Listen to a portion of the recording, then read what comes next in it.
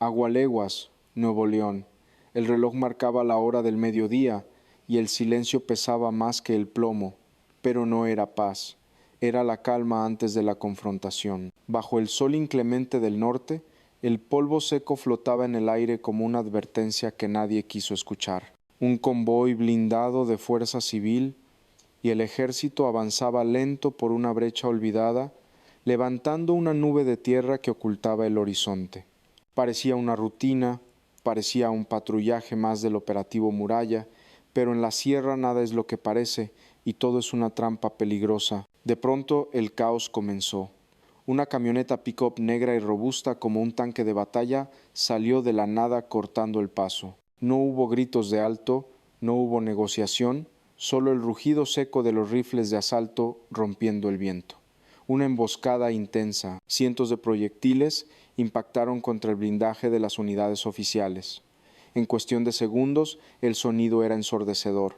Fragmentos metálicos, cristales estallando, gritos ahogados por las detonaciones. Lo que los agresores no sabían era que esa tarde no se estaban enfrentando a policías asustados, se estaban enfrentando a una fuerza dirigida en tiempo real desde el centro del país. Porque a 1000 kilómetros de distancia, en un cuarto oscuro iluminado solo por pantallas satelitales, una voz grave daba las órdenes. No era un operador cualquiera, era Omar García Harfuch. Con los ojos fijos en la transmisión del dron, su voz sonó en los auriculares de los comandantes en campo con una frialdad que lava la sangre. Mantengan posición. Flanco izquierdo abierto. No retrocedan. Fuego de presión. Ahora el enfrentamiento se extendió por más de 20 minutos. 20 minutos eternos donde el aire olía a pólvora quemada, azufre y a tensión. Los individuos pensaron que tenían la ventaja de la sorpresa, pero se toparon con un muro de fuego coordinado. Derecha despejada, avancen a neutralizar, ordenó Harfuch, y entonces la balanza se inclinó. El tableteo de las armas cesó de golpe, dejando un zumbido agudo en los oídos de los sobrevivientes. El humo comenzó a disiparse y lo que quedó en el suelo no fueron detenidos, fueron cuerpos. 2 hombres que minutos antes se sentían dueños del territorio, ahora yacían boca abajo en la tierra caliente, abrazados a sus rifles inútiles.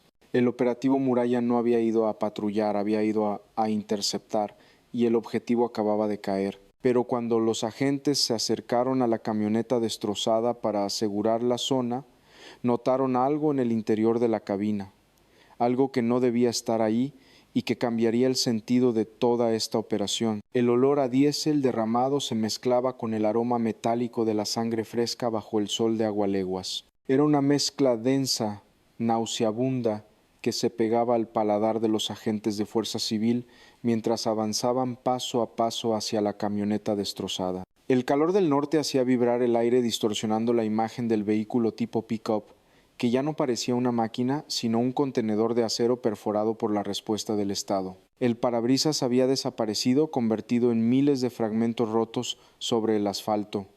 Las puertas colgaban abiertas como piel muerta y adentro el silencio era absoluto. Los agentes se acercaron con las herramientas en alto, la adrenalina aún quemándoles las venas. Lo que vieron en la cabina no fue humano. Los 2 cuerpos inertes yacían retorcidos entre los asientos y el tablero. La intensidad del impacto los había dejado en posiciones antinaturales. No eran simples miembros de esquina, la forma en que vestían las botas militares manchadas de polvo y sangre, el corte de pelo al ras, todo gritaba entrenamiento paramilitar. No cayeron pidiendo piedad. Cayeron con el dedo engarrotado en el gatillo, intentando llevarse a alguien con ellos al final, pero fallaron. Ningún policía cayó ese día, ni un solo soldado de la Sedena resultó herido. El operativo Muralla funcionó como un escudo impenetrable, devolviendo cada gramo de plomo con precisión quirúrgica. Al comenzar la revisión, los oficiales empezaron a extraer el inventario del horror. No eran objetos viejos ni oxidados, eran 2 fusiles de asalto impecables, negros mates, recién aceitados y listos para una confrontación prolongada. Cargadores abastecidos hasta el tope rodaban por el suelo de la camioneta, brillando bajo el sol como monedas de cambio. chalecos tácticos con placas de cerámica capaces de detener calibres gruesos, equipo de combate diseñado para una sola cosa: confrontar uniformados. Desde el centro de mando, a cientos de kilómetros, Omar García Harfuch observaba la escena en alta definición a través de la cámara corporal de un teniente. No celebró, sus ojos fríos recorrían cada píxel de la transmisión, analizando el patrón de los impactos, la posición de los caídos, la logística del adversario. Sabía que esos dos hombres caídos no eran jefes, eran peones, elementos enviados para probar las defensas del Estado. Pero entonces el teniente en tierra se agachó y extrajo algo de entre los escombros del asiento del copiloto. No era un objeto, no era sustancia ilícita. Era un dispositivo de comunicación que parpadeaba con una luz roja intermitente, y en la pantalla rota se leía un mensaje entrante que congeló la sangre de todos los presentes. El teniente a cargo respiró hondo antes de meter la mano en el bolsillo del pantalón táctico del conductor caído. La tela estaba rígida, empapada en una mezcla oscura de sudor y fluidos corporales que empezaba a atraer a las primeras moscas de la tarde. No buscaba identificaciones. Los agresores de alto nivel no cargan credenciales de lector. Buscaba inteligencia, buscaba un error. Sus dedos enguantados rozaron algo frío y pesado en el fondo del bolsillo derecho. Metal, un objeto circular denso con bordes afilados que no correspondía a unas llaves ni a monedas sueltas. Lo sacó lentamente, exponiéndolo al sol inclemente de agualeguas. El brillo dorado lastimó la vista de los presentes. No era una moneda antigua, era una medalla, una pieza de orfebrería vulgar y macabra pesada como un pecado. En una cara, la imagen de la Santa Muerte vestida con uniforme de combate y un rifle de asalto cruzado en el pecho.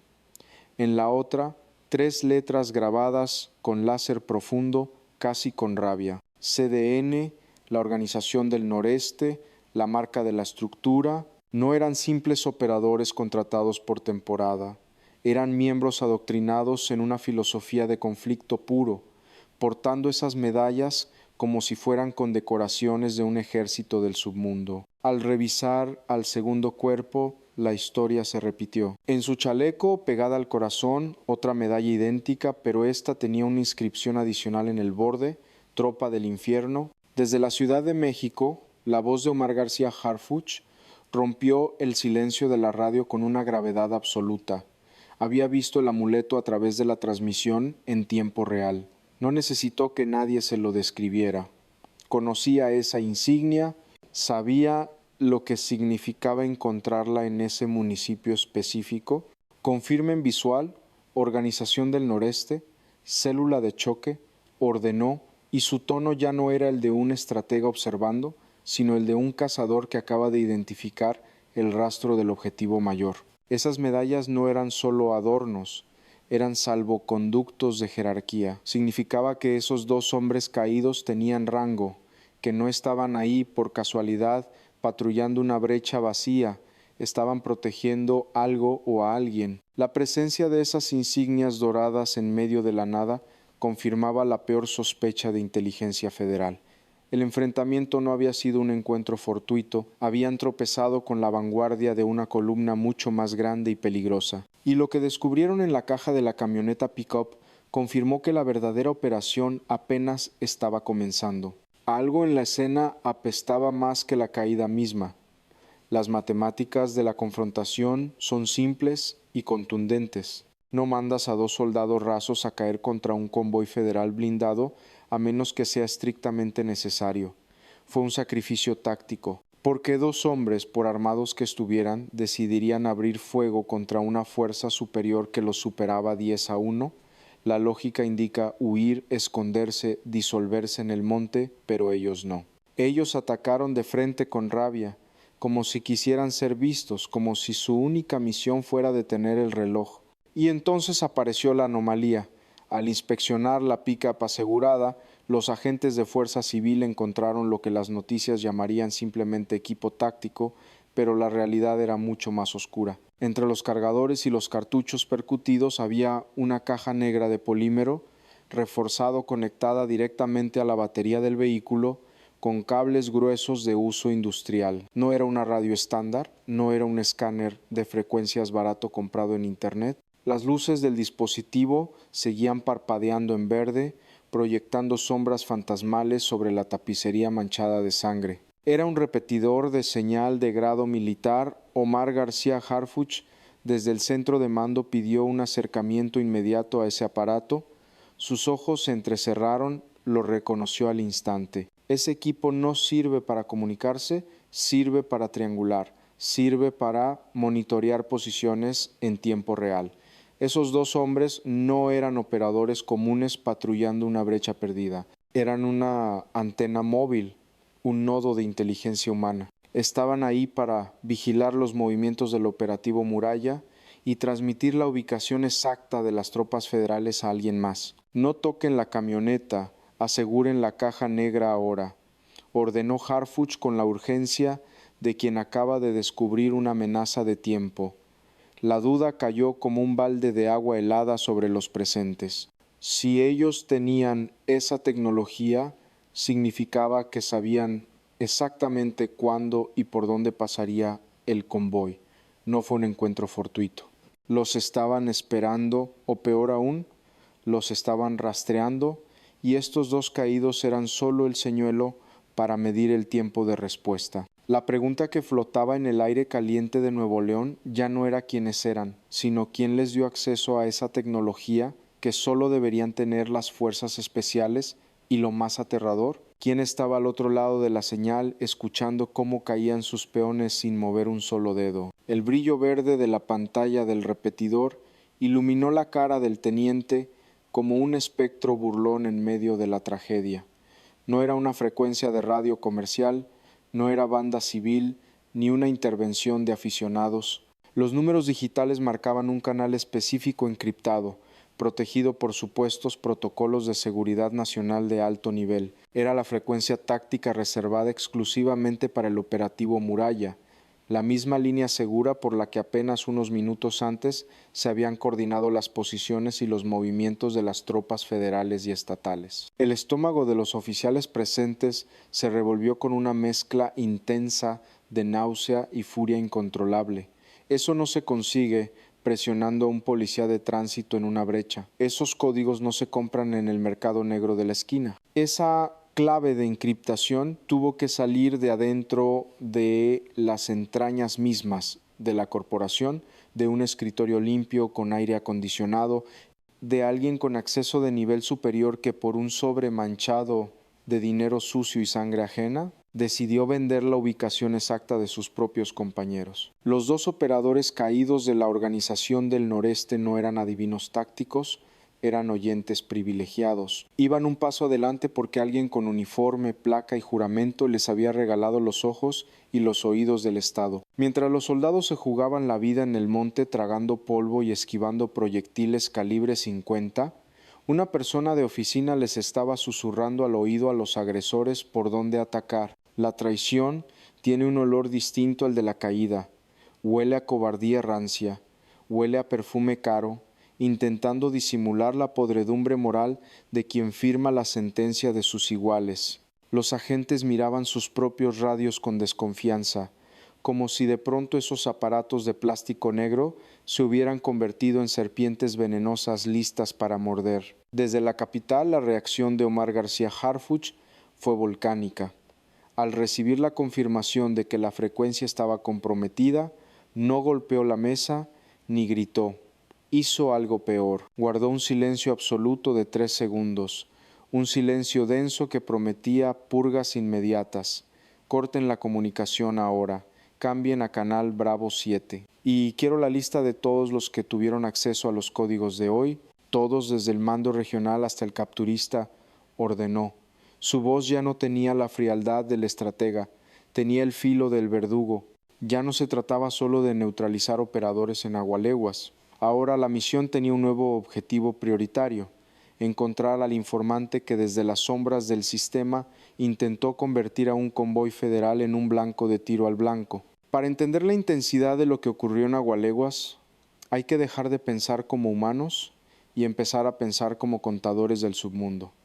La actividad organizada no se mueve por odio, se mueve por rentabilidad. Aquel enfrentamiento no fue un acto de pasión, fue una transacción comercial, una línea más en el balance de pérdidas y ganancias de una corporación que trafica con el miedo. Esos dos hombres caídos con sus medallas de la Santa Muerte y sus uniformes tácticos no eran guerreros sagrados, eran activos depreciables, eran gastos operativos necesarios para mantener girando la rueda de una maquinaria que factura millones de dólares al mes en esa frontera. Hagamos las cuentas. El costo de esa emboscada para la organización del noreste fue ridículo comparado con lo que estaba en juego. Una camioneta pick-up robada, valor cero en libros, 2 fusiles de asalto calibre alto, 50,000 pesos en el mercado negro, municiones, equipo táctico, chalecos, radios encriptados, quizás otros 40,000. Y las vidas, ¿cuánto vale la vida de un operador joven en la Sierra de Nuevo León? 3,000 pesos a la semana. Eso es lo que cuesta la lealtad suicida. Por menos de lo que vale un auto compacto usado, la organización compró 20 minutos de caos absoluto, 20 minutos de distracción. Mientras la Fuerza Civil y el Ejército descargaban su respuesta contra esos dos objetivos visibles, la verdadera mercancía se movía por otra parte. Omar García Harfuch lo entendió al ver el mapa satelital ampliado. La emboscada fue ruidosa, llamativa, estática, fue un señuelo de fuegos artificiales diseñado para atraer todas las miradas, todos los drones y todos los refuerzos a un solo punto geográfico. Y mientras el Estado se concentraba en neutralizar a 2 peones sacrificables en esa brecha, 5 kilómetros al norte, por un camino vecinal invisible para los patrullajes distraídos, una caravana de vehículos grandes cruzaba la frontera estatal sin ser molestada. Esa es la verdadera máquina de la actividad, una hidra que se corta sus propias cabezas para que el cuerpo siga avanzando. Los dos caídos en la pick-up no sabían que su única función era caer para que el jefe pasara. Eran munición humana. Y en la lógica fría del tráfico ilícito, ese sacrificio fue una inversión exitosa. El operativo Muralla había ganado el enfrentamiento, sí había neutralizado a los agresores y asegurado los objetos, pero en el gran tablero de ajedrez de la actividad, el adversario acababa de coronar una reina a espaldas de todos. Harfuch apretó la mandíbula.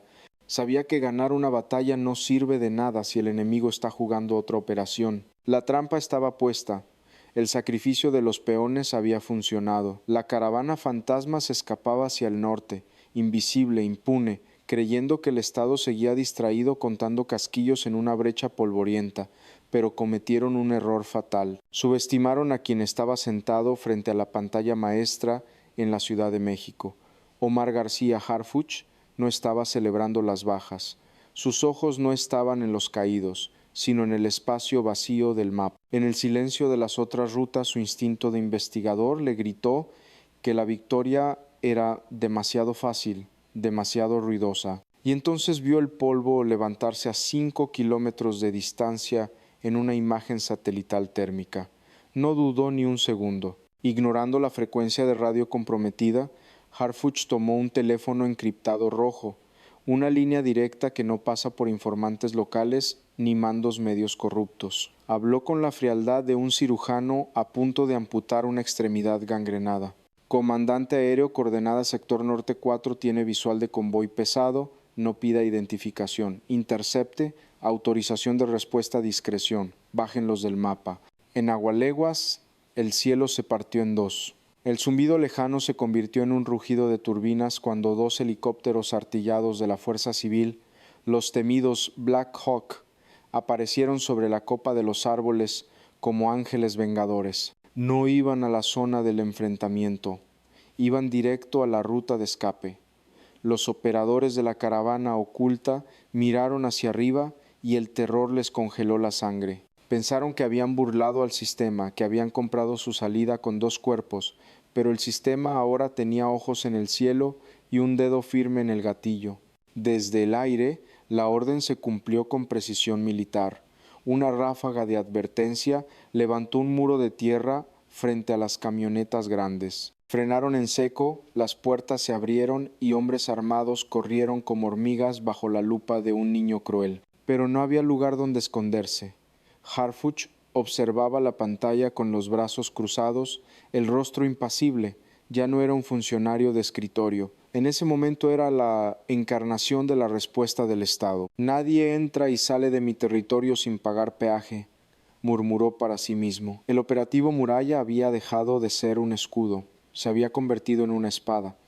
Y esa tarde, la espada cayó con todo su peso sobre el cuello de la Organización del Noreste. Cuando los rotores de los helicópteros dejaron de batir el aire y el polvo volvió a asentarse sobre la carretera, los agentes de fuerzas especiales rodearon los restos de la caravana interceptada. No había sobrevivientes que pudieran hablar, pero los caídos siempre cuentan historias si sabes dónde buscar. En el asiento trasero de la camioneta grande líder, blindada artesanalmente con placas de acero de media pulgada, encontraron una mochila táctica manchada de aceite. No contenía dinero, no contenía sustancias, contenía algo mucho más valioso y peligroso para la estructura, un teléfono satelital de alta gama, todavía encendido, con la pantalla brillando en medio de la penumbra de la cabina destrozada. Lo que los peritos de inteligencia extrajeron de ese dispositivo minutos después no fue una confesión, fue una sentencia de condena moral.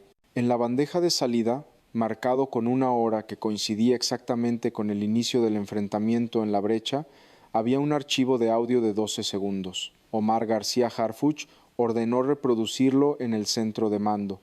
El silencio en la sala era absoluto. Se escuchó una voz rasposa, autoritaria, dando una orden que hizo que incluso los generales más experimentados apretaran los dientes con disgusto. Ya cruzamos el punto ciego. Sacrifiquen a los dos de la pick-up, que hagan ruido, que los enfrenten los federales. Necesito que miren hacia allá mientras nosotros salimos. Ahí estaba la verdad desnuda, la evidencia cruda. Los dos operadores neutralizados al inicio del día, esos que pelearon con furia fanática, no cayeron defendiendo una causa, cayeron porque su propio jefe los vendió como elementos desechables para comprar 10 minutos de ventaja. Eran distractores desechables. El audio confirmaba la frialdad psicopática del mando de la Organización del Noreste. Para ellos, sus propios hombres valen menos que un neumático de repuesto. Pero el teléfono guardaba un secreto más oscuro. Al revisar los registros de llamadas entrantes, los analistas de Harfuch encontraron un número que se repetía 3 veces esa mañana. No era un número de radiofrecuencia, no era un celular desechable, era un número local, un número que al ser cruzado con la base de datos de confianza del Estado, encendió una alerta roja en el monitor principal. Ese teléfono satelital había estado recibiendo información directa desde una oficina gubernamental en Monterrey. La traición ya no era una sospecha paranoica. Ahora tenía 10 dígitos, un nombre y un apellido, y Harfuch, con la mirada fija en el mapa digital, supo que la persecución en el monte había terminado. Pero la verdadera limpieza apenas estaba por empezar. El sol comienza a caer sobre el desierto de Agualeguas, tiñendo el cielo de un rojo violento que parece reflejar la sangre derramada en la tierra. Los cuerpos de los operadores han sido levantados. Las camionetas grandes, antes símbolos de poder impune, ahora son chatarra humeante remolcada por grúas oficiales. El enfrentamiento ha terminado. El operativo Muralla fue un éxito táctico rotundo. 2 individuos neutralizados, una célula desmantelada, un convoy interceptado y 0 bajas federales. En los noticieros de la noche, los presentadores hablarán de golpe a la actividad y mostrarán los objetos decomisados sobre una mesa blanca. La gente aplaudirá, la gente dormirá tranquila pensando que los adversarios han perdido. Pero en la sala de operación de la Ciudad de México, Omar García Harfuch no duerme.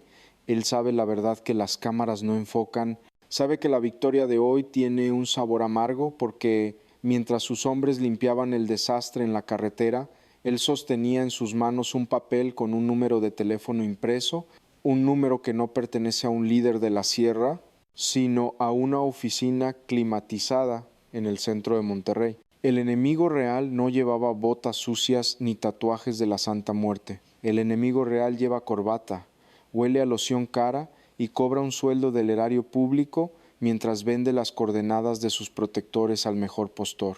Preparen la orden de aprehensión. Nadie sale de ese edificio, sentenció Harfuch, cerrando la carpeta con un golpe seco.